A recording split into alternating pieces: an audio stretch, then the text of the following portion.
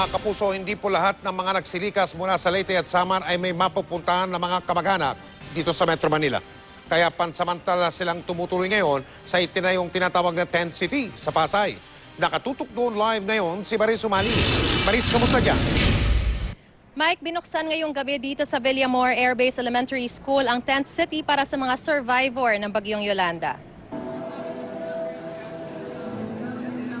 Pansamantalang manunuluyan ang mga nasalanta ng Bagyong Yolanda sa Tent City sa loob ng Villamor Air Base Elementary School sa Pasay. Kabilang ang pamilya ni Marivin Villajose sa mga titira rito na lumuwas mula Tacloban. Mas kahit isa ba lang natira. Baka sakali na lang Na ano po? pumunta rito kahit walang kamag-anak.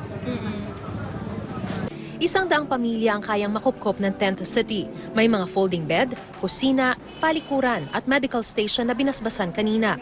Prioridad ang mga walang kamag-anak sa Maynila. Ang mga magulang sasailalim din sa iba't ibang livelihood program para makapagsimula muli.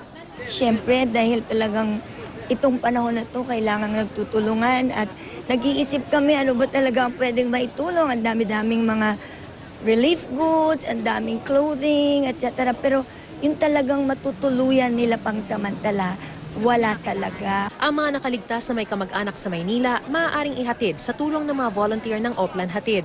Karamihan sa kanila wala ng cellphone, wala ng way para maka-communicate dun sa mga kamag-anak nila sa Maynila. They went through so much already para humabol sa bus, maghanap ng taxi, para makapunta dun sa mga kamag-anak nila. Yun na yung binibigay ng serbisyo ng Oplan Hatid na masigurong makakarating silang safe.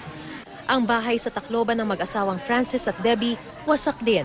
Nagpapasalamat sila sa tulong pagtungtong ng Maynila, lalo't kabuwanan pa ni Debbie. Ngayong gabi makakauwi na sila sa mga kaanak sa Cavite. Kakauwi na rin kami. Salamat sa inyo lahat. Thank you po. Hindi talaga namin expect na ganito yung matatanggap namin tulong dito compared doon sa nandun kami sa Tacloban. Maraming salamat sa lahat. Siyempre sa Panginoon na hindi kami pinabayaan hanggang ngayon. Sa buong maghapon, tuloy-tuloy ang dating sa Villamor Air Base ng mga survivor.